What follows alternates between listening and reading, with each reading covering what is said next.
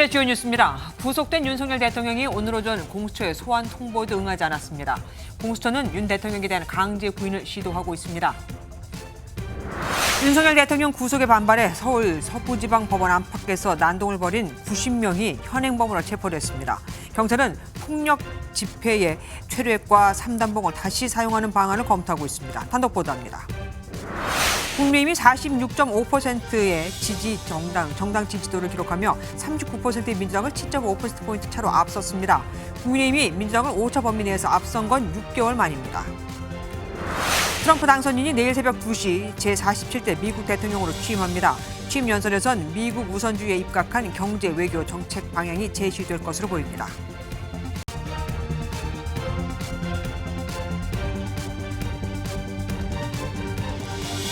공수처의 수사에 불응하던 윤석열 대통령 구속됐지만 여전합니다. 오늘도 공수처의 출석 요구에 불응하며 불출석하겠다는 입장조차 전하지 않았거든요. 결국 공수처가 강제 구인, 그러니까 윤 대통령을 강제로 조사실로 끌고 오는 안을 검토하고 있습니다. 실제로 지금 집행이 진행 중이라는 소식까지 들리는데요. 공수처에 나가 있는 취재기자 연결해 상황 알아보도록 하겠습니다. 박규영 기자, 공수처가 구치소로 사람을 보냈다고요? 네, 맞습니다. 오늘 오후 3시쯤 공수처 수사관들을 태운 차량이 구치소에 진입하는 모습이 저희 취재진들에게 포착됐습니다. 공수처는 일단 별다른 입장을 내놓지는 않았지만 조금 전 확인된 결과 윤석열 대통령에 대한 강제 구인을 시도하고 있는 것으로 알려졌습니다. 윤 대통령은 오늘 오전 공수처의 소환 요청에 또다시 불응했습니다. 지난 15일 체포된 뒤 오늘까지 총 4번째인데요. 공수처는 오전에 출석과 관련된 어떠한 연락도 받지 못했다며 계속되는 불응에 강제 구인을 유력하게 검토 중이라고 밝힌 바 있습니다. 구치소 방문 조사를 하는 방안도 배제하지 않았다고 했었는데 결국 논의 끝에 강제 구인을 집행하기로 결정한 것으로 보입니다. 만약 오늘 밤 공수처가 강제 구인에 성공하게 되면 구속된 전 현직 대통령 가운데 첫 강제 구인 사례가 됩니다. 예, 강제 구인 조치를 할 때는 따로 영장 발부가 필요 없는 겁니까? 네, 그렇습니다. 공수처는 이미 발부받은 구속영장을 통해서도 충분히 집행이 가능하다고 말하고 있습니다. 그 근거로 2013년에 있었던 대법원의 판례를 들었는데요. 저희가 직접 판례를 찾아보니 적법한 구속영장에 의해 구속된 피의자가 피의자 신문에 불응하고 출석을 거부한다면 수사기관은 그 구속영장의 효력에 의해 피의자를 구인할 수 있다고 돼 있습니다. 공수처의 소환조사 요구에 불응하고 있는 윤 대통령의 상황과 비슷한데요.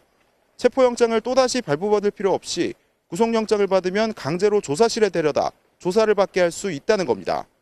하지만 이때도 진술 거부권은 인정되기 때문에 윤 대통령이 조사 때 묵비권을 행사할 가능성은 남아 있습니다.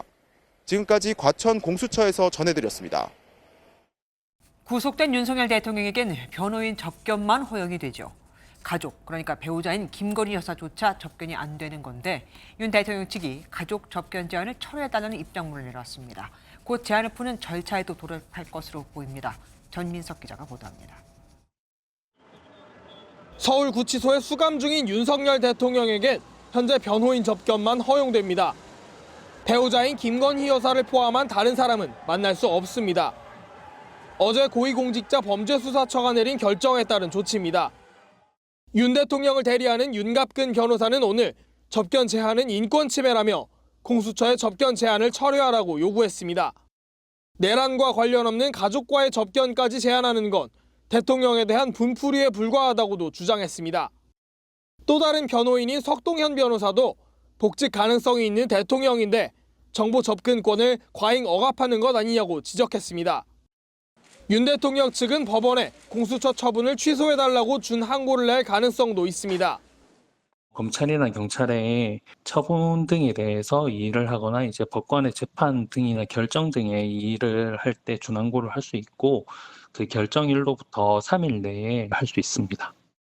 하지만 법원은 지난 7일 김용현 전 국방장관이 검찰 비상계엄 특수수사본부의 처분에 대해 제기한 준항고를 기각한 바 있습니다. 당시 김 전 장관은 변호인의 접견 금지에 대해 정당한 방어 기회를 침해한다고 주장했지만 받아들여지지 않았습니다. 윤 대통령 측이 즉시 준항고를 내는 대신 공수처의 조치 철회를 요구한 것도 김 전 장관 사례와 무관치 않다는 해석입니다. MBN 뉴스 전민석입니다. 윤석열 대통령에 대한 구속 수사 어떻게 이루어질지 조금 더 알아보도록 하겠습니다. 법조팀 현주 기자와 함께합니다. 어서 오십시오. 공수처는 강제 구인에 나섰습니다. 판례는 있지만 실제로 할지 몰랐는데 배경이 뭘까요? 네, 공수처는 전부터 강제구인을 강력하게 검토하고 있다고 이렇게 경고장을 날려왔습니다. 네네. 강제구인, 그러니까 피의자를 조사실에 강제로 데리고 와서 조사를 한다는 거죠. 공수처는 오늘 오전 브리핑에서 윤석열 대통령에 대한 조사가 시급한 상황이라며 방문 조사도 검토하고 있지만 가장 유력한 건 강제 구인이라고 언급했습니다. 그동안 윤 대통령 측은 줄곧 수사에 비협조적인 태도를 보여왔습니다. 소환 조사에 당연히 불응할 거라고 예상이 되는데도 공수처는 계속해서 소환 통보를 해왔던 거죠. 네. 어제 새벽 3시쯤 구속영장이 발부가 됐는데 당일 오후 2시에 출석 통보를 했고 바로 다음 날 오전 10시에 또 출석 통보를 했습니다. 결국 간격을 짧게 하고 계속 출석 통보를 했던 게 강제 구인을 위한 명분 쌓기였던 것으로 보입니다. 시간도 얼마 남지 않았습니다. 구속 기한 언제까지였죠? 네, 구속 기한은 체포된 날짜로부터 열흘 연장할 경우 최장 20일입니다. 중간에 체포 적부심과 구속영장 실질 심사가 있었으니 이 시간은 빠지는데 공수처는 이렇게 빠진 기간을 나흘로 보고 있습니다. 그러니까 1차 구속 기한은 오는 28일까지, 연장 시한은 다음 달 7일까지죠. 이번 주말부터 설 연휴가 시작되다 보니 한 주 정도 빼고 평일 기준으로 2주가량이 남은 셈입니다. 사실상 조사 시간이 많은 건 아니죠. 사건을 검찰에 넘겨야 합니다. 근데 이게 좀 더 빨라질 수 있다는 말이 나와요. 네, 충분히 그럴 가능성이 좀 있습니다. 앞서 공수처와 검찰은 최장 20일의 구속기한을 각 열흘씩 나눠서 조사하기로 협의를 했는데 네. 이건 기초적인 합의에 불과합니다. 윤 대통령에 대한 조사를 누가 얼마나 할지 구체적으로 다시 정해야 하는데요. 윤 대통령이 진술 거부로 일관하고 있는 만큼 공수처로서는 진척이 없을 경우 사건을 검찰에 빨리 넘기는 게 수사 결과에 더 도움이 될 수도 있습니다. 네. 검찰이 공수처 측에 구속 기간, 송부 시점과 관련한 협의를 하자고 요청한 상태인데요. 검찰 관계자는 사건을 빨리 넘겨달라고 한 건 아니라면서도 시간이 얼마 안 남았으니 협의를 하자는 차원이라고 설명을 했습니다. 내란 특검법이 일단 국회에서지만 거기서 통과를 했습니다. 윤 대통령에 대해서 그 수사에 영향을 미칠까요? 법조계에서는 그 반쪽 특검이 될 거란 분석이 많습니다. 네. 특검이 아예 필요 없다는 무용론과는 좀 더 다른 말인데요. 그래요? 더불어민주당 주도로 통과된 내란 특검법은 다음 달 2일까지 공포를 하거나 최상목 대통령 권한대행이 거부권을 행사하게 됩니다. 그대로 시행이 된다고 해도 특검 임명부터 특검에 들어갈 사람을 정하는 데만 최소 한 달은 걸릴 것으로 그렇죠. 보입니다. 윤 대통령 구속기한이 다음 달 7일까지라고 한다면 기소도 그 안에 하게 될 텐데 특검이 활동을 시작하면 이미 재판이 시작된 뒤겠죠. 결국 특검이 출범해도 재판 공소 유지만 받게 되는 것이니 특검의 의미가 없어지는 셈입니다. 그렇겠네요. 네. 드루킹 특검을 맡았던 허익범 변호사는 내란 특검을 발족할 이유나 적절성이 떨어졌다고 지적하기도 했습니다. 예, 현주 기자 수고하셨습니다. 흔히들 민주주의 최후의 보루라 일컫는 사법부가 어제 새벽 윤석열 대통령 지지자들에 의해 처참히 짓밟혔죠. 당시 법원에 남아있던 직원 20여 명은 옥상으로 대피한 뒤 출입문을 의자로 막고 1시간가량 공포에 떨어야 했는데 경찰이 당시 현행범으로 체포한 90명에 대해 엄벌을 공언하고 당시 상황이 담긴 법원의 경과 보고서를 공개했습니다. 연령대는 10대에서 70대까지 다양하지만 특히 20, 30대가 절반 이상 또 66명에 대해서는 구속영장을 신청했습니다. 손성민 기자입니다. 법원 현판이 찌그러진 채 바닥에 쓰러져 있고 건물 벽면과 유리창 곳곳이 파손됐습니다. 윤석열 대통령의 일부 지지자들이 습격했던 서울 서부지법 주변 모습입니다. 어제 새벽 3시쯤 윤 대통령의 구속영장 발부 소식이 전해지자 난동자들은 법원 후문이나 담을 넘어 법원으로 진입했습니다.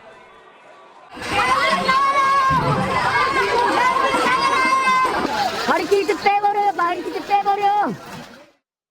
20분 뒤 이들은 경찰로부터 방패를 빼앗고 주변 집기를 이용해 법원 정문과 유리창을 깨부수며 청사 안으로 난입했습니다. 네, 점거해. 경찰은 새벽 3시 반쯤 법원 내부로 들어가 폭력을 행사한 이들을 검거했습니다. 변호인으로 선임할 수 있고 진술 거부권이 있고.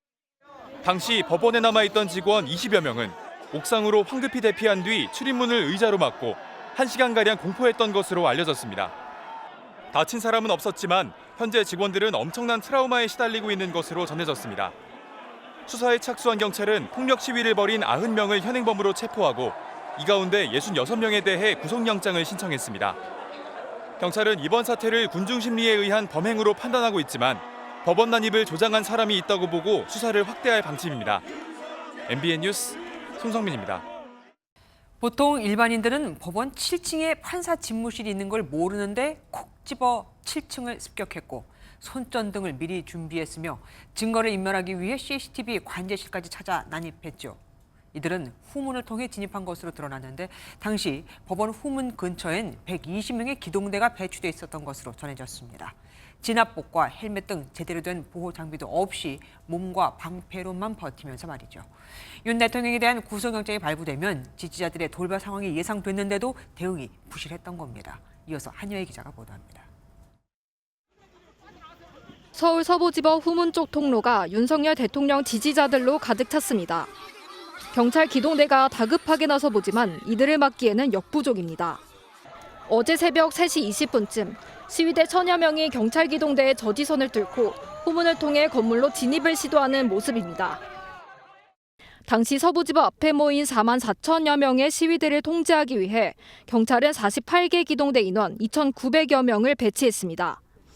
하지만 윤 대통령에 대한 영장 심사가 종료된 뒤 780여 명만 남기고 나머지는 철수시킨 것으로 전해졌습니다.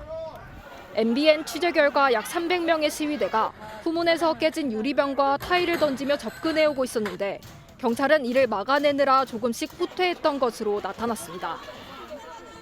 문제는 차벽도 없이 2개 기동대 120명만 배치할 계획을 세웠다는 점입니다. 복수의 경찰 관계자는 후문으로 가는 길이 좁아 120명 모두가 실제 배치된 것도 아닌 것으로 안다고 밝히기도 했습니다. 국회 행안위 긴급 현안 질의에서도 경찰 대응에 대한 비판이 잇따랐습니다. 차벽을 왜 안 세웠어요? 그렇게 본인은 잘못한 거 하나도 없습니까? 특히 후문 경비가 소홀했다는 것은 유감스럽습니다. 이후 법원 경내에 진입한 지지자들은 정문으로 향했는데 이를 저지하려던 경찰은 과격 시위에 떠밀리듯 밀려나기도 했습니다. 일각에서는 경찰 지휘부가 이러한 상황을 미리 대비했어야 한다는 비판도 나옵니다. MBN 뉴스 한여입니다. 이렇게 경찰관들까지 폭행을 당하면서 경찰이 과거 폭력 시위 진압에 사용했던 최루액과 3단봉을 다시 꺼내는 방안을 검토하는 것으로 확인됐습니다. 이르면 이번 주말 집회 때부터 등장할 수도 있습니다. 길기범 기자가 단독 보도합니다. 시위대 무리 속에서 모자를 쓴 남성이 갑자기 나오더니 경찰 얼굴을 주먹으로 폭행합니다. 머리에서 피를 흘리는 경찰부터 도로 위에 누워 아픔을 호소하는 경찰 모습도 보입니다. 서울 서부지방법원은 경찰 통제가 전혀 먹히지 않는 아수라장 그 자체였습니다. 부상자들이 속출하자 경찰 내부에서는 화가 치밀어 오른다. 피를 흘려도 가만히 있어야 되냐며 폭력 시위를 제대로 진압하지 못한 것에 대한 불만이 쏟아졌습니다. 이에 따라 경찰은 과거 폭력 시위 진압에 사용됐던 최루액과 3단봉을 다시 사용하는 방안을 검토 중인 것으로 MBN 취재 결과 확인됐습니다. 경찰은 2017년 3월까지 살수차로 합성 최루액을 뿌리며 강경 시위를 진압했었지만 2018년 헌법재판소가 위헌 결정을 내려 사용이 금지됐습니다. 이후 스프레이로 최루액을 뿌리는 방안이 나왔고 지난 2023년 민주노총 도심 집회 당시 현장에 투입됐지만 사용되진 않았습니다. 캡사이신은 현장 상황에 따라서 부득이 사용이 필요하다 그러면 현장 지휘관의 판단으로 사용할 수 있도록 준비하라고 했습니다. 3단봉 역시 물리적 충돌을 야기한다는 이유로 사용이 자제됐지만 현재 집회의 폭력성이 상당한 만큼 사용을 검토하고 있습니다. 경찰은 이르면 대규모 집회가 열리는 이번 주말부터 사용을 고려하는 것으로 알려졌습니다. MBN 뉴스 길기범입니다. 서울 서부지법 하나로는 부족했던 걸까요? 온라인 커뮤니티에 헌법재판소에 불을 지르자 국회의사당을 습격해 민주당 의원들을 전부 죽여버리자 등의 테러 선동글이 속출하고 있습니다. 경찰이 작성자 추적에 들어갔습니다. 안정모 기자가 단독 보도합니다. 어제 저녁 한 극우 성향의 커뮤니티에 올라온 글입니다. 제목에는 민주당 의원들을 전부 죽이는 게 낫다고 선동하는 내용이 담겼습니다. 국회의사당의 모든 출입구를 막고 흉기를 휘두르자는 구체적인 방법도 언급됐는데 현재는 삭제된 상태입니다. 윤석열 대통령에 대한 구속영장이 발부된 뒤 온라인에는 지지자들이 작성한 것으로 추정되는 테러 선동글이 잇따르고 있습니다. 탄핵 심판이 열리는 헌법재판소도 테러 선동글에 타깃이 됐습니다. 또 다른 온라인 커뮤니티에는 헌재를 불태우면 된다, 화염병을 던질 사람은 던지라거나 헌재에 모이려던 돌격조는 새를 불려서 단숨에 일거척결해야 한다 등 다수의 테러 선동글이 올라왔습니다. 서부지법 난동 사태 이후 테러 선동글까지 계속해서 올라오면서 법원과 헌재 앞 등을 지키는 경찰관들은 긴장감을 감추지 못했습니다. 다 긴장될 때 긴장하고 안타깝게 생각하는데, 왜냐면 아무래도 한번 그런 일이 있었는데 재발하면 안 되잖아요. 헌재 정무는 혹시 모를 상황을 대비해 기동대 버스가 차벽을 이뤘습니다. 헌법재판소 외곽에도 시위대의 월담을 대비해 기동대가 배치됐고 바리케이트까지 설치됐습니다. 경찰은 테러 선동글 작성자를 추적하는 한편 헌법재판소와 여야 당사, 공수처, 각급 법원 등에 대한 경비를 강화했습니다. MBN 뉴스 안정모입니다. 대법원이 서울 서부지법 난동 사태를 논의하기 위해 긴급 대법관 회의를 열었습니다. 이번 사태를 헌법 질서를 위협하는 행위라며 결코 용납돼서는 안 된다고 입장문을 내놨는데, 이렇게 대법원이 직접 회의 내용을 공개하는 건 아주 이례적인 일입니다. 박혜빈 기자가 보도합니다. 조희대 대법원장이 오늘 오전 서울 서부지법 사태를 논의하기 위한 긴급 대법관 회의를 소집했습니다. 회의에 참석한 천대엽 법원행정처장은 국회에 출석해 논의 내용을 보고했습니다. 저도 그렇고 다른 대법관들도 그렇고 30년 이상 법관 생활하면서 초유의 미정유의 사태라는 데 대해서 큰 충격을 다들 받았다, 이런 말씀들이. 이번 사태가 법치주의에 대한 전면 부정일 뿐 아니라 사법부, 국회, 정부 등 모든 헌법기관 자체에 대한 부정행위라며 대법관 모두가 굉장히 심각한 사안으로 보고 있다고 전했습니다. 천 처장은 법원 7층 영장전담 판사 사무실이 의도적으로 파손된 흔적이 발견됐고 서부지법 전체에 최대 7억 원의 물적 피해가 발생한 것으로 보고 있다고 밝혔습니다. 대법원은 오늘 오후 입장문에서 우리 헌정 사상 유례없는 일이자 사법부의 기능을 정면으로 침해하려는 시도로서 결코 용납될 수 없다고 규탄했습니다. 또 사법제도의 개선을 통해 사법 절차와 법원에 대한 신뢰를 높이는 데에도 최선을 다할 것이라며 사법부의 판단을 존중해 주시기를 부탁드린다고 덧붙였습니다. MBN 뉴스 박혜빈입니다. 서부지법에서 일어난 폭력 사태와 관련해 국민의힘은 어떤 입장일까요? 폭력은 도움이 되지 않는다며 거리를 두면서도 동시에 경찰의 편파 대응도 문제 삼고 있습니다. 민주노총 앞에서는 순한 양이던 경찰이 이번엔 한없이 강경하게 대응을 했다면서요. 강경 지지층과의 완전한 거리두기가 불편한 국민의힘 속내가 읽혀집니다. 조유로 기자입니다.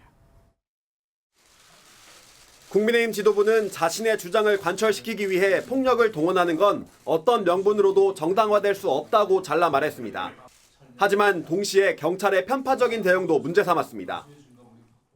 또한 민주노총 앞에서는 한없이 순한 양이었던 경찰이 시민들에게는 한없이 강경한 강약약강의 모습을 보이고 있습니다. 민주노총 시위대였다면 진작에 훈방으로 풀어줬을 거 아닙니까? 비슷한 발언은 어제 권성동 원내대표의 입에서도 나왔습니다. 경찰에도 경고합니다. 어제 현장은 폭력의 책임을 시위대에게 일방적으로 물을 수 없는 상황이었습니다. 폭력은 안 된다는 원론적인 메시지와 함께 경찰 책임론을 띄운 건 최근 국민의힘 지지율 상승세를 이끌어온 강경 보수층을 의식한 거라는 분석이 제기됩니다. 국민의힘 한 의원은 지도부에서 진화에 나설 줄 알았는데 강경 지지층을 자극하는 언급을 하고 있다며 현재 일시적인 지지율에 취해선 안 된다고 경고했습니다. 이번 폭력 사태를 그냥 대충 넘어가는 간과하는 식으로 간다면은 더 심한 사태를 막을 수가 없다 이를 보고 있고요. 폭력은 안 된다는 원칙적인 입장 속에서도 극성 지지층과 완전히 거리를 두지 못하는 국민의힘의 줄타기 양상이 지속되면서 향후 지지율 추이가 어디로 흘러갈지 관심이 쏠립니다. MBN 뉴스 조희로입니다. 국민의힘이 폭력 시위의 주범이다. 더불어민주당은 서부지법을 난입해 폭력 사태를 벌인 원인을 국민의힘이 제공했다며 책임을 돌렸습니다. 윤상현 국민의힘 의원이 시위 현장에서 법원 월담자들은 곧 훈방이 될 것이라 한 걸 두고는 의원직 제명까지 추진하고 나섰죠. 윤 의원은 분노한 민심이 한 일이라며 자신과 관계가 없다고 선을 그었습니다. 김도현 기자입니다. 더불어민주당은 서부지법 폭력 사태의 책임은 여당인 국민의힘도 피할 수 없다고 밝혔습니다. 여당 일부 의원들이 사법부 판단을 부정하고 지지자를 선동한 게 원인이라고 압박했습니다. 윤상현 국민의힘 의원, 김민전 의원, 권선동 원내대표 어떤 모습을 보였습니까? 극우 유튜버들과 일심동체가 되어 지지자들을 계속 선동한 것이 폭동을 부른 원인 아닙니까? 민주당은 이 가운데 윤상현 국민의힘 의원은 의원직 제명까지 추진하겠다고 밝혔습니다. 윤상현 의원의 서부지법 폭동 교사 조작 논란이 일고 있습니다. 윤상현 의원에 대한 제명안을 국회에 제출할 예정입니다. 서부지법 시위 현장에서 윤 의원의 지지자들을 향한 발언이 폭력 선동이란 취지입니다. 17명의 젊은이들이 또 담장을 넘다가 또 유치장에 있다. 그래서 또 관계자하고 얘기를 했고요. 아마 곧 훈방이 될 것이다. 윤 의원은 불행한 사태의 원인은 대통령 구속에 따른 성난 민심이라고 주장했습니다. 발언 당시까지만 하더라도 폭력 사태의 징후는 없었고 평소에도 물리적 충돌은 안 된다고 말해왔다고도 강조했습니다. 이어 그렇게 따지면 입법과 예산 폭주, 카톡 검열 등 민주당의 의회 독재가 이번 사태를 불러일으킨 만큼 근본적인 책임은 민주당에 있는 것 아니냐며 맞받았습니다. MBN 뉴스 김도형입니다. 서부지법 폭력 사태를 두고 국회 법제사법위원회에서도 여야는 맞붙었습니다. 야당에서는 여당이 이번 사태를 배후에서 조종한 게 아니냐고, 국민의힘은 법원이 윤석열 대통령과 이재명 민주당 대표의 형평성을 맞추지 않고 있다고 주장했습니다. 장가희 기자가 보도합니다. 민주당은 서부지법에 난입한 가담자와 여당과의 관련성을 파고들었습니다.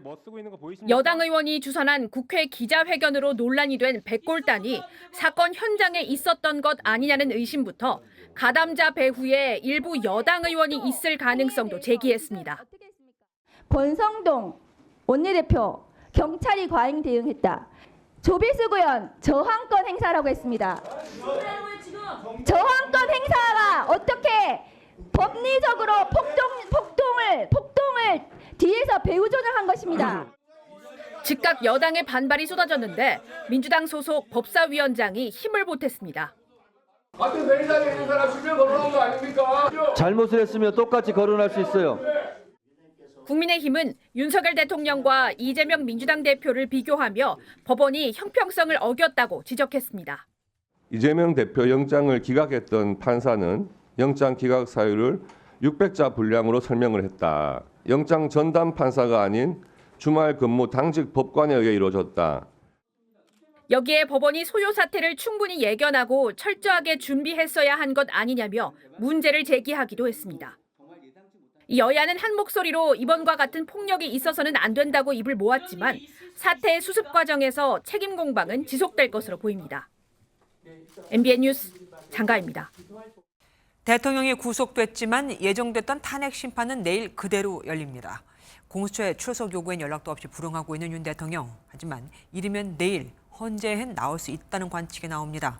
사법 절차마다 불응했던 게 불리하게 작용했다고 판단하고 있거든요. 서남빛 기자가 보도합니다. 내란죄 수사보단 탄핵 심판이 우선이라고 여러 차례 강조해왔던 윤석열 대통령. 다만 윤 대통령 측은 내란죄 제외 문제와 체포영장 집행 상황 등을 거론하면서 헌재에 당장 출석은 어렵다는 입장이었습니다. 어느 정도 정비가 돼서 대통령께서 가셔서 말씀을 하실 그런 여건이 조성됐을 때 갈 수 있다는 겁니다. 하지만 체포영장 집행에 이어 구속까지 되면서 상황은 달라졌습니다. 윤 대통령 측은 체포 관련 상황은 종료된 만큼 조만간 헌재에 출석하는 쪽으로 가닥을 잡은 것으로 전해졌습니다. 사법 절차에 불응하는 태도를 보인 게 재판에 유리하지 않다는 판단도 작용한 것으로 보입니다. 윤 대통령 측 윤곽근 변호사는 헌재 출석 시점을 묻는 취재진에게 곧 출석할 것이라고 짧게 답했습니다. 출석 시점은 이르면 내일이 될 수도 있습니다. 앞서 헌재는 지난 14일 첫 기일을 시작으로 다음 달 13일 8회차 변론기일까지 잡아놓았습니다. 헌재는 윤 대통령이 내일 직접 출석하는지 여부에 대해 현재까지 밝힐 단계가 아니다고 답했습니다. 다만 서울 서부지법 난동 사태를 의식해 곧바로 헌재 경비를 강화하기로 했습니다. 헌법재판소는 심판정의 보안을 강화하는 방안을 마련하였고 외곽 경비 강화도 단계에 따라 경찰에 요청할 방침입니다. 헌재는 아직 윤 대통령 측으로부터 경호 협조 요청을 받았는지는 확인되지 않았다고 설명했습니다. MBN 뉴스 선원미치입니다. 윤석열 대통령의 탄핵 심판 법정의 첫 증인으로 김용현 전 국방부 장관이 출석합니다. 이번 사태의 핵심 증거인 계엄 포고령과 비상입법기구 쪽지를 누가 작성했는지 등을 놓고 양측은 엇갈린 주장을 하고 있는 상태죠. 같은 편이었던 두 사람이 재판장에서 어떤 모습을 보일지 주목됩니다. 이어서 김민수 기자가 보도합니다. 12.3 비상계엄 실행 과정 전반에서 사실상 총괄지휘 역할을 했던 김용현 전 국방부 장관. 윤석열 대통령 탄핵 심판 사건의 첫 증인으로 김 전 장관이 오는 23일 법정에 나섭니다. 계엄 선포 배경과 실행에 관한 입장을 밝힐 것으로 보입니다. 특히 주목되는 건 윤 대통령과 배치된 입장을 보이고 있는 포고령 1호와 비상입법기구 쪽지 작성 경위에 대한 증언입니다. 윤 대통령 측은 포고령 1호에 대해 김 전 장관이 대통령에게 국회 해상권에 있던 시절 예문을 그대로 베껴왔다고 주장하고 있습니다. 이에 대해 김 전 장관 측은 초안은 김 전 장관이 작성한 것이 맞지만 검토는 윤 대통령이 했다는 입장입니다. 당연히 이제 검토를 했다라는 것은 그 계엄을 선포할 수 있는 권한을 갖고 있는 대통령이 하는 것이 당연한 것이고요. 비상계엄 선포 당시 최상목 대통령 권한대행에게 전달한 비상입법기구 쪽지에 대해서도 양측은 주장이 엇갈립니다. 윤 대통령은 김용현 전 국방부 장관이 쓴 것인지 기억이 가물가물하다라고 답했는데 김 전 장관 측은 김 전 장관이 초안을 작성해서 대통령이 검토했다고 주장하고 있습니다. 상황에 따라선 윤 대통령 측이 신청한 증인이 오히려 윤 대통령에게 불리한 증언을 하게 되는 자충수가 될 수도 있습니다. MBN 뉴스 김민수입니다. 윤석열 대통령 구속수감 이틀째인 오늘도 서울구치소 앞에는 지지자들이 모여 시위를 이어갔습니다. 일반 수용자들이 머무는 곳으로 옮겨진 윤 대통령은 다른 수용자들과 마찬가지로 목욕도 운동도 일주일에 딱 한 번씩만 가능하다고 합니다. 노하린 기자가 취재했습니다. 윤 대통령이 머물고 있는 서울구치소 앞. 태극기와 성조기를 든 윤석열 대통령 지지자들이 구호를 외치고 응원가를 부릅니다.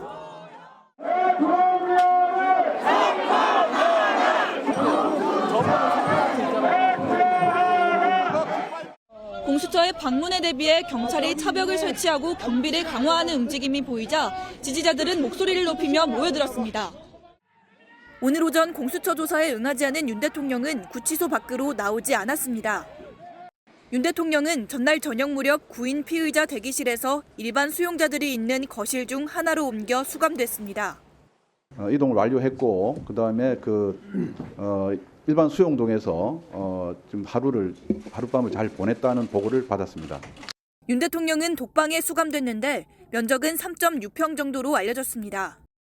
윤 대통령은 머그샷 촬영이나 신체 검사 등 수용 절차에 특별한 저항 없이 잘 협조한 것으로 알려졌습니다.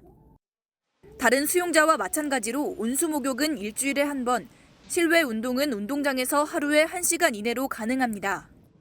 경찰은 혹시 모를 물리적 충돌을 대비하기 위해 서울구치소에 오늘부터 기동대 4개 중대 240여 명을 상시 배치하기로 했습니다. MBN 뉴스 노하린입니다. 비상계엄 사태를 수사하는 경찰 특별수사단이 다시 대통령 경호처와 안가 압수수색에 들어갔습니다. 계엄 선포 전후 관련자들의 행적을 정확하게 파악하기 위해서인데 이번엔 대통령도 없겠다, 성공하겠지 싶었지만 이번에도 실패했습니다. 또 경호처가 막은 겁니다. 장동건 기자입니다. 경찰 특별수사단이 오늘 오후 1시 35분쯤 서울 삼청동에 있는 대통령 안가를 다시 찾았습니다. 압수수색을 통해 계엄 전후 안가 안팎의 CCTV 영상과 계엄 관련 자료를 확보하기 위해서입니다. 안가 CCTV 관련 서버가 있는 용산 대통령실 청산의 경호처에도 수사관들을 보냈습니다. 삼청동 안가는 조지호 경찰청장과 김봉식 전 서울경찰청장이 계엄 선포 3시간 전 윤석열 대통령을 만나 계엄 관련 지시사항이 적힌 문건을 각각 건네받은 곳입니다. 또 계엄 해제 당일에는 박성재 법무장관, 김주현 대통령실 민정수석 비서관 등 4명이 윤 대통령과 안가에서 모임을 한 것으로 알려지며 계엄 관련 법률 검토를 한 것 아니냐는 의혹도 제기됐습니다. 저희들이 다 사의를 표명한 날이었습니다. 평소에 국무회에서 자주 보고 하지만은 자리를 못해서 해가 가기 전에 한번 보자 이런.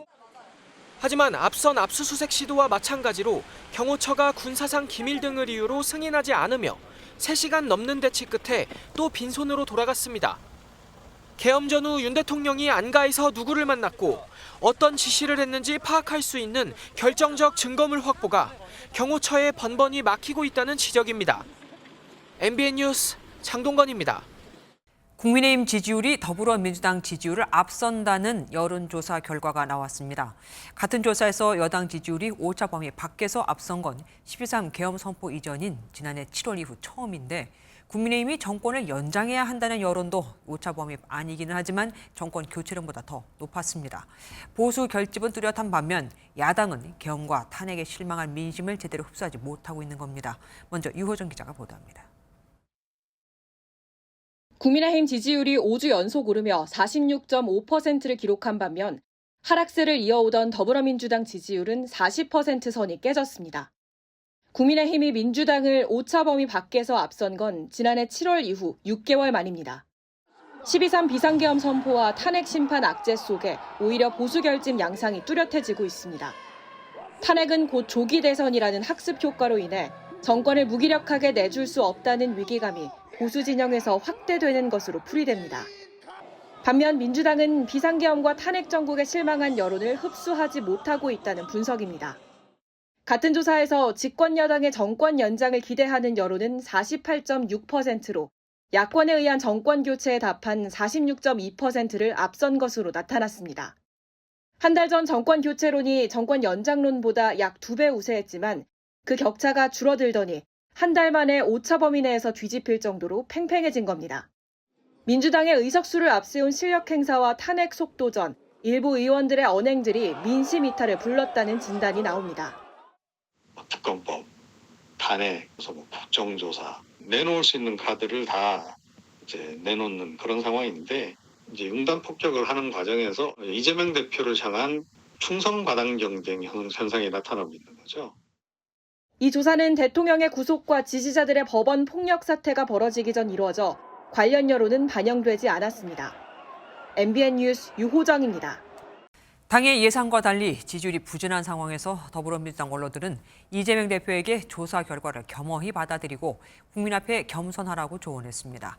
극단적 증오와 타도, 일방주의와 반대로 가야 한다는 메시지도 나왔는데 표면적으로는 여당에 대한 비판이지만 이재명 대표 체제에 대한 비판을 담았다는 해석도 많습니다. 이기옥 기자가 보도합니다.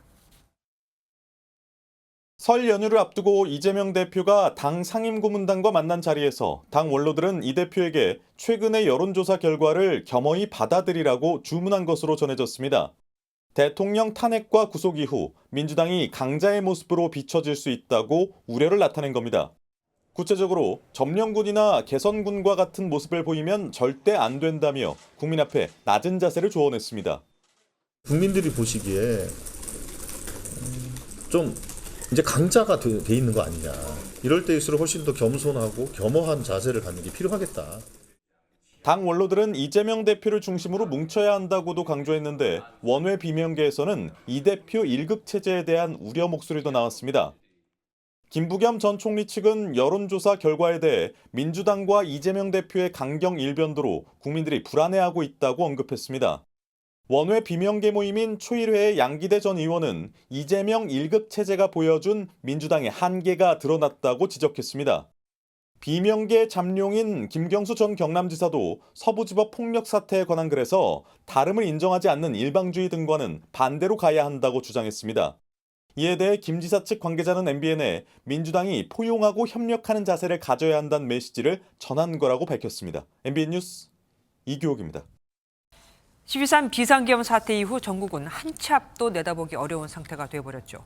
더불어민주당 지지율이 주춤하는 상황에서 계엄 선포 한 달 반 만에 정권 교체론보다 정권 연장론이 더 앞선다는 여론조사 결과까지 나왔으니까요.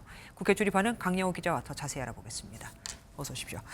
앞선 리포트에서도 언급된 지지율 상황 다시 한번 짚어볼까요? 네, 앞에 리포트에서 국민의힘과 민주당의 지지율에 뒤바뀐 상황을 전해드렸었는데요. 이 지역별과 이념별로 살펴봐도 국민의힘의 상승세, 민주당의 하락세를 확인할 수 있습니다. 서울의 경우 국민의힘이 전주 대비 5.8%포인트 상승했고 민주당은 2.2%포인트 하락하며 국민의힘이 오차 범위 밖에서 앞섰는데요. 민주당의 전통적인 강세 지역인 광주, 전라 지역을 봐도 민주당은 6.3%포인트 하락한 반면 국민의힘은 9.5%포인트 증가했습니다. 민주당은 그간 보수 지지층이 과표집된 결과라며 여론조사 결과를 그대로 믿긴 어렵다는 입장이었는데요. 하지만 전체 응답자의 35%가량인 중도층에서 지지율 격차가 오차 범위 내인 1.1%포인트에 불과하다는 것을 봤을 때 현재 여론이 결코 민주당에 우호적이지 않다는 건 분명해 보입니다. 이걸 지켜보는 이재명 대표 고심이 클 것 같습니다. 네, 요즘 이재명 대표 행보는 딱 한마디, 민생으로 정리할 수가 있습니다. 이 공개회의에서도 다른 지도부가 윤 대통령 구속이나 서부지법 사태와 같은 정치 공세에 치중한 반면 이 대표는 민생에 집중했습니다.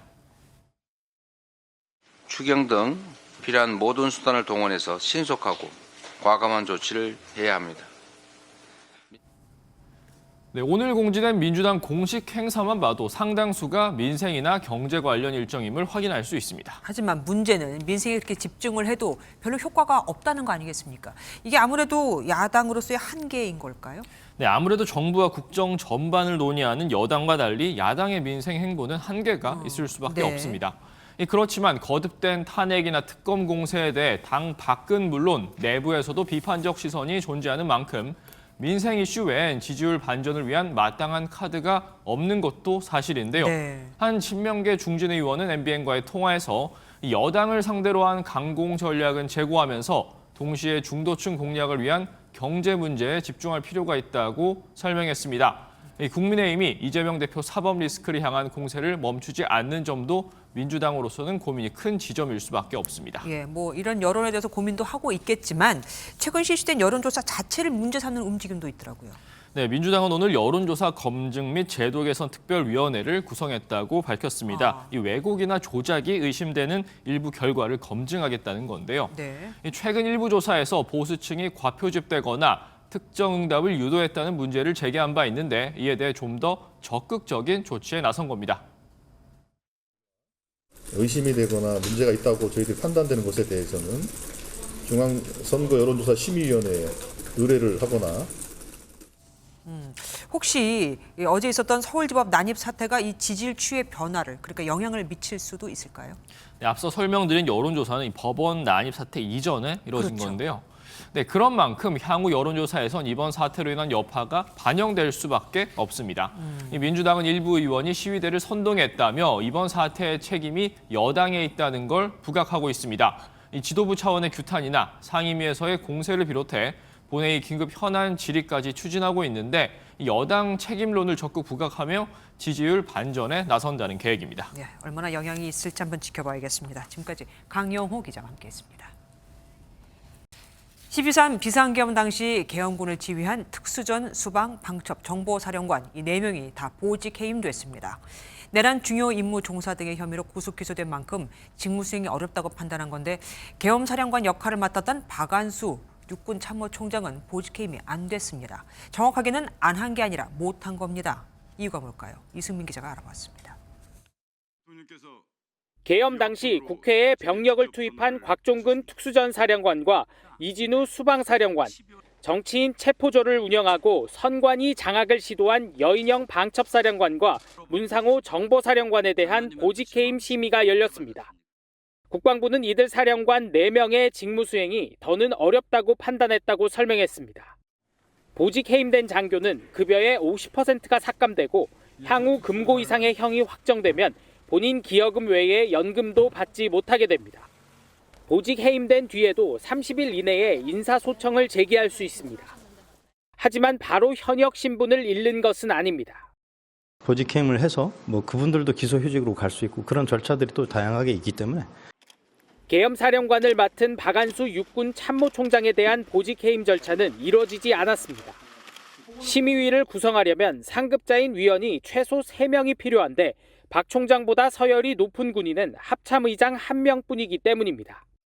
계엄을 주도한 군인들에 대한 보직해임은 필수적인 것인데 절차가 이루어지지 못하고 있으므로 제도적 개선이 시급해 보입니다. 박 총장은 후임자가 임명되지 않는 한 2년 임기가 끝나는 오는 10월까지 직을 유지하게 됩니다. MBN 뉴스 이승민입니다. 이재명 더불어민주당 대표가 6대 시중은행장들을 만났습니다. 상생금융과 가상금리 인하를 압박할 것이라는 예측과 달리 주로 내수 부진과 환율 등 금융권의 애로사항을 경청했는데 왜 이 시점인지를 놓고는 수권 정당의 면모를 부각시키려는 거다, 아니다, 대통령 행세를 하고 있는 거다는 다양한 해석이 쏟아졌습니다. 김태형 기자가 보도합니다. 6개 시중은행장을 만난 이재명 더불어민주당 대표는 한껏 몸을 낮췄습니다. 은행권의 상생금융과 가산금리 인하를 압박할 것이란 관측과 달랐습니다. 정치권이 금융기관에 어떤 도움을 줄 수 있는지 듣는 자리라고 선을 그었습니다. 일부에서 얘기하는 것처럼 여러분들한테 뭘 강요해가지고 뭘 얻어보거나 아니면 뭔가를 갖다 강제하기 위한 건 전혀 아닙니다. 이 대표는 서민을 위한 상생금융을 차질 없이 해달라는 부탁을 했을 뿐 가상금리 인하 얘기는 꺼내지 않았습니다. 조용병 은행연합 회장과 시중은행장들은 주로 내수 부진, 고환율에 따른 경기 침체 극복과 결제 키오스크 등 규제 완화를 부탁했습니다. 국제 경쟁력이나 금융산업 경쟁력 제고를 위한 이 다양한 정책적 수단을 함께 모색하고 고민해 나가는 그 장을 정무위와 함께 활발하게 논의했으면 좋겠다. 여당은 벌써부터 이 대표가 대권 행보를 시작했다고 날선 비판을 이어갔습니다. 민생과 경제를 챙기겠다며 기껏 한다는 일이 6대 시중은행장들을 불러 모아서 군기 잡는 대통령 행세이고 시중은행장들이 대거 교체되고 처음 상견례를 갖는 자리에 이재명 대표가 참석한 건 수권정당 면모를 부각시키려는 시도가 아니냐는 해석이 짙어지고 있습니다. MBN 뉴스 김태형입니다. 이진숙 방송통신위원장에 대한 헌법재판소의 탄핵 선고는 이번 주 목요일에 나옵니다. 국회에서 탄핵된 지 5달 만 헌재에 쌓여있는 10건의 탄핵 심판 중 첫 번째 결론입니다. 정설민 기자가 보도합니다. 직무 정지 상태인 이진숙 방송통신위원장에 대한 헌법재판소의 탄핵 심판 선고가 오는 23일 내려집니다. 국회가 방통위 2인 체제에서 공영방송 이사를 선임한 건 불법이라며 취임 이틀 만에 탄핵 소추를 의결한 지 5달 만입니다. 2인 체제는 전혀 불법이 아니고 합법적인 것입니다. 이번 선고는 지난해 말 정계선 조한창 신임 재판관 임명으로 헌재가 8인 체제가 된 이후 첫 선고입니다. 헌재가 탄핵소추안을 기각 혹은 각하하며 이 위원장은 곧바로 직무에 복귀하고 인용하면 파면됩니다. 방통위는 그동안 김태규 위원장 직무 등 1인 체제여서 의결이 불가능해 사실상 식물 상태였습니다. 만약 이 위원장이 복귀한다면 당장 급한 지상파 제어가 심사위원회 구성 등부터 이뤄질 거란 전망이 나오지만 2인 체제 적법성에 대한 논란이 다시 불거질 수도 있습니다. 2인 체제의 적법성 여부에 대한 판단까지도 있다면 거기에 따라서 저희들도 향후 업무 처리를 이루어 나가야 되지 않을까. 한덕수 국무총리와 체제의 감사원장 등 헌재에 계류 중인 10건의 탄핵안 중 첫 결론이 임박하면서 정치권의 이목이 쏠리고 있습니다. MBN 뉴스 정세민입니다. 트럼프 대통령 취임식이 약 6시간 뒤에 미국 워싱턴에서 열립니다. 취임 선서는 미국 대통령으로서의 모든 권한을 넘겨받았다는 의미가 되고 그 상징으로 군대의 사열을 받게 되는데 동시에 핵무기 발사 권한이 있는 핵가방도 받게 됩니다. 자세한 소식 워싱턴 연결해서 알아보겠습니다. 강영구 특파원, 전 세계가 지켜보는 트럼프 대통령 취임식 준비 상황부터 전해주시죠. 네, 영하 12도의 매서운 북극 한파가 예보된 가운데 트럼프 대통령 취임식이 몇 시간 뒤에 제 뒤로 보이는 미 의사당 로툰다 홀에서 열립니다. 애초에는 제가 들고 있는 이런 취임식 초청장이 배포됐습니다. 하지만 이번에는 실내에서 취임식이 열리기 때문에 전직 대통령과 외국 정상 등 600명 정도만 취임식장 안으로 들어갈 수 있습니다. 전체적인 취임식 일정은 세인트 존슨 성공회 교회 예배를 시작으로 취임 선서와 군대 사열, 그리고 저녁에 열리는 무도회까지 하루 종일 이어집니다. 이 중 가장 중요한 일정인 취임 선서는 약 6시간 뒤인 낮 12시, 한국 시각으로는 내일 새벽 2시에 열립니다.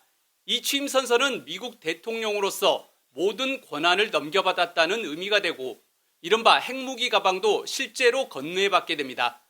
또 미군의 통수권자로서 군대 사열도 받으며 전 세계에 트럼프 시대를 알립니다. 예, 트럼프 당선인이 취임 연설에 어떤 내용을 담고 또 어떤 행정명령을 쏟아낼지에도 관심이 쏠립니다. 네, 트럼프 당선인의 취임 연설에는 핵심 공약과 향후 전국 구상이 담길 것으로 보입니다. 미국 우선주의에 입각해 경제 정책 방향이 제시되고 또 기존의 동맹들을 향해서도 철저한 국익 중심 외교를 펼치겠다고 선언할 것으로 알려졌습니다. 취임 연설이 끝나면 트럼프 당선인은 백악관 집무실로 향해 최대 규모의 불법 이민자 추방과 대대적인 관세 부과 등 약 100개에 가까운 무더기 행정명령을 쏟아낼 것으로 보입니다. 몇 시간 전 지지자 집회에서 참석한 트럼프 당선인의 발언을 직접 들어보시겠습니다. You're going to see executive orders that are going to make you extremely happy. Lots of them. Lots of them.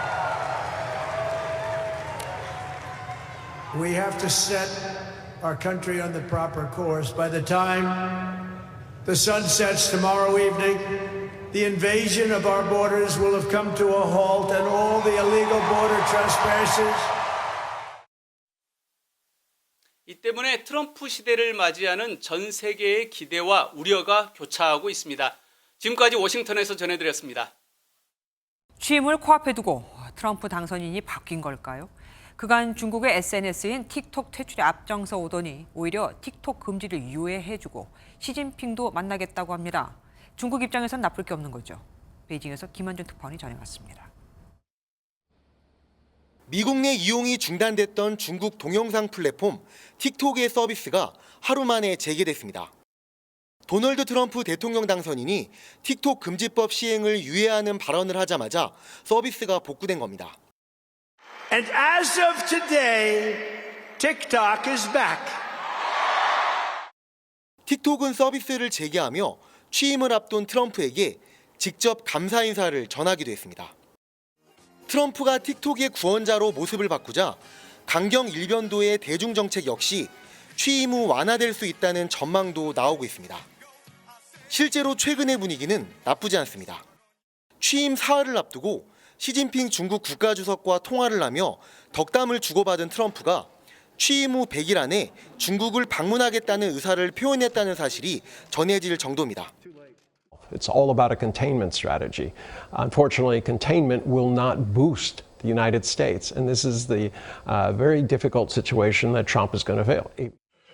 다만 틱톡 금지 유예와 대중관세 부과는 다르게 접근해야 한다는 지적도 적지 않습니다. 틱톡은 미국인 절반인 1억 7천만 명이 사용하는 만큼 일방적으로 중단할 때 지지층의 이탈까지 우려되는 상황이었지만 중국 압박은 미국 내 여론에 악영향을 주지 않기 때문입니다. 사전에서 가장 아름다운 말은 관세라고 했던 트럼프가 대중 관세 정책에서 이전의 기조를 유지할지 아니면 한 발 물러날지 중국의 시선이 워싱턴으로 쏠리고 있습니다. 베이징에서 MBN 뉴스 김한준입니다. 주 7일 일하지 않으면 해고한다. 도대체 어느 회사냐고요? 택배 시장 1위인 쿠팡을 쫓기 위해 올 초부터 주 7일 배송에 뛰어든 CJ 대한통운 한 대리점 얘기입니다. 본사 측은 대리점의 일탈 행동이라면서 시정 조치하겠다고 해명했는데요. 신용수 기자가 단독 취재했습니다. 대리점은 A님과 재계약을 하지 않을 것을 통보합니다. 최근 CJ 대한통운 택배기사 A씨가 받은 카카오톡 메시지입니다. 대리점은 주 7일 배송을 거부하고 일요일 2차례 무단 결근했다며 해고 사유를 밝혔습니다. CJ 대한통운은 지난 5일부터 주 7일 배송을 시작했는데 휴일 근무에 불참했다고 대리점이 A씨를 포함해 3명을 해고한 겁니다. 모아놓고서 회의 형식으로 하셨는데 빨간 날도 없이 그냥 계속 일하라는 말씀이십니까? 그랬는데 이렇게 됐죠. 하지만 CJ 대한통운은 대리점, 택배기사 단체와 협약을 맺고 주 5일 근무를 단계적으로 정착하고 휴일 배송에 불참해도 불이익을 주지 않겠다 약속한 바 있습니다. 회사와 대리점의 입장이 상충하는 대목입니다. 취재가 시작되자 대리점 측이 직접 A씨의 근무 현장으로 찾아왔는데 격한 고성이 오갔습니다. 계약 해지하고 사업 나갈 테니까 그렇게 해 그러면 괜찮을까? 하라고 나도 폐업하면 그만이야. 하세요. 법조계는 부당한 업무 강요 등이 근로기준법 위반 소지가 있다고 지적했습니다. 근로조건은 양 당사자가 합의하에 정할 수 있어야 되는 거잖아요. 기본적인 휴식권과 건강권 보장이 돼야 되는데 원치 않는 근로시간을 일방적인 지시를 받고 강요를 당하는 것 자체가 본사는 대리점의 개별적 일탈이라며 시정과 재발 방지를 약속했습니다. 거기서 일어난 일들이 저희도 좀 최대한 개입해서 해결을 원정적으로 할 거고. 이후 대리점은 부당 조치를 인정하고 해고를 철회한 것으로 알려졌습니다. MBN 뉴스 신용수입니다. 우리나라가 인구 5명 중 1명이 노인인 초고령 사회로 진입하면서 몇 살부터가 노인인가 기준 연령을 둘러싼 논란에 다시 불이 붙고 있습니다. 작년 조사에 의하면 노인이 스스로를 노인이라고 생각하는 연령은 71.6세였거든요. 노인 연령이 올라가면 노인이 아닌 사람이 늘겠지만 문제는 기초연금 등 각종 혜택을 받는 시점도 늦어진다는 겁니다. 전남주 기자가 보도합니다. 이중근 대한노인회장은 취임식 당시 노인 기준 연령을 높이자는 제안을 하며 사회적 논의에 불을 지폈습니다. 현재 65세 노인 연령을 1년간씩 단계적으로 상향 조정해서 75세 정도로 노인의 숫자를 적정하게 관리할 수 있도록 상향 조정할 것을 정부에 건의합니다. 정부가 올해 노인 기준 연령 상한을 다시 추진하기로 했습니다. 지난해 7월 기준 우리나라의 노인 인구는 전체 인구 5명 가운데 1명으로 이미 초고령 사회에 진입했습니다. 현재 기준으로 65세가 되면 받기 시작하는 기초연금 등 각종 복지수당과 서비스는 20개. 연령 기준 상향이 현실화되면 이런 혜택을 받는 노인은 줄어들고 사회 안전망 사각지대는 커질 수 있다는 목소리가 나옵니다. 노인들 혜택이 그때까지 견디는 거는 더 힘들어질 것 같고 지금처럼 해도 사실은 그게 힘든 나이인데 연금이 그렇게 많이 나오는 것도 아니고. 노인 기준 연령을 65세에서 70세로 높이면 기초연금 재정을 연간 6조 8천억 원 아낄 수 있다는 보고서도 있습니다. 문제는 우리나라의 노인 빈곤율은 43.4%로 OECD 회원국 가운데 가장 높다는 점입니다. 국민연금 수급 개시 연령도 늦춰지면서 소득 공백에 대한 불안은 더 커지고 있습니다. 노인 기준 연령 상향은 과거에도 평균 수명 연장과 사회적 인식 변화 등을 이유로 수차례 추진됐지만 높은 노인 빈곤율 탓에 큰 진전을 이루지 못했습니다. MBN 뉴스 전남주입니다. 설 명절을 앞두고 올해 유독 망설여지는 선물이 있습니다. 바로 과일 배입니다. 배 8개가 들어간 선물 세트가 10만 원이다 보니 이 배 대신 사과로만 채운 과일 세트가 인기일 정도거든요. 그렇다고 배를 안 살 수는 없으니 제사상에 놓을 만큼만 낱개로 많이들 사가고 있다고 합니다. 이승훈 기자가 취재했습니다. 서울 강서구의 한 대형마트. 과일 선물 세트 매대 앞이 한산합니다. 배값이 치솟은 탓에 선뜻 손이 가지 않는 겁니다. 배 선물 세트는 비싼 건 10만 원에도 팔리는데 사과 세트와 비교하면 적게는 2만 원, 많게는 4만 원까지 차이가 납니다. 박스로는 못 사요. 그러니까 낱개로 그냥 한두 개. 무조건 낱개로 사요. 같이 하면은 양이 더 어떨 때는 적은 것 같아서. 이렇다 보니 사과로만 구성된 과일 세트도 적지 않게 보입니다.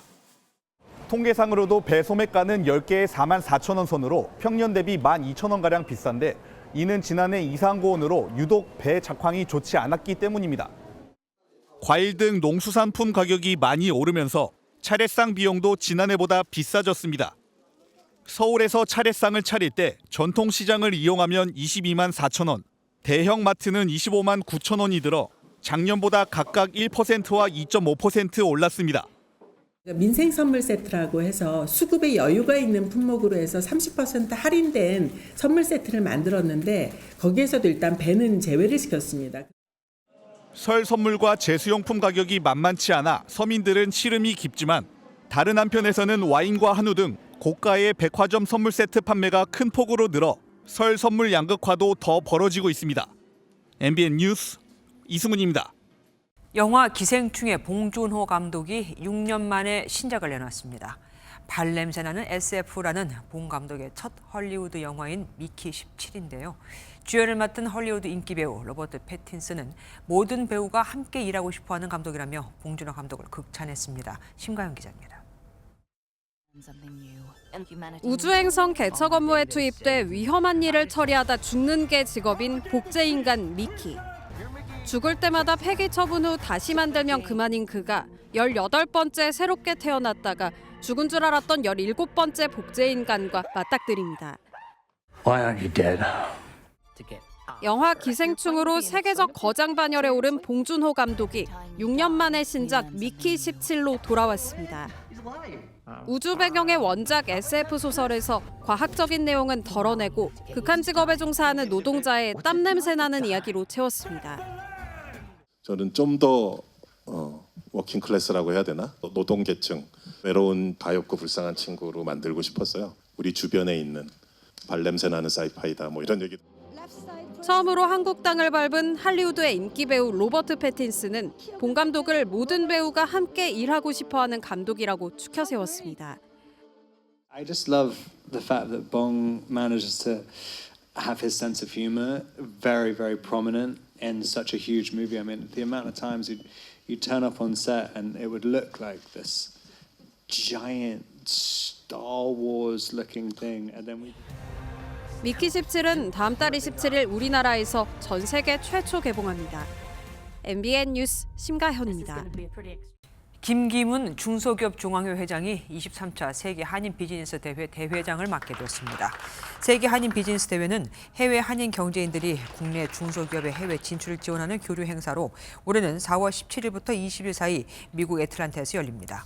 김 회장은 이번 대회가 대한민국 중소기업의 우수한 상품을 세계에 널리 알리고 수출 확대의 기회가 될 수 있도록 최선을 다하겠다고 밝혔습니다. 추위가 주춤한 틈을 타 미세먼지가 날아들었습니다. 오늘 초미세먼지 주의보가 내려진 서울 도심은 보시는 것처럼 시야가 무척이나 답답했습니다. 내일도 서풍을 타고 국외 오염물질이 날아와 전국 대부분 지역의 초미세먼지 농도는 나쁨에서 매우 나쁨 수준까지 지속했습니다. 특히 내일 서울을 비롯한 수도권과 충남 지역은 미세먼지 비상 저감 조치가 내려지겠습니다. 여기에 내일 오전까지 중부와 전북, 경북 내륙으로는 가시거리 200m 미만의 짙은 안개까지 끼면서 시야가 더욱 불편하겠습니다. 내일 전국 하늘 대체로 맑겠고 날도 포근하겠습니다. 중부지방은 서울이 0도, 춘천은 영하 4도로 출발하겠습니다. 남부지방도 아침에는 대체로 영상권으로 출발하겠고요. 한낮 기온은 부산이 12도까지 오르는 등 온화하겠습니다. 이번 한 주 동안 큰 추위도 없겠고 날도 맑겠습니다. 내셨습니다.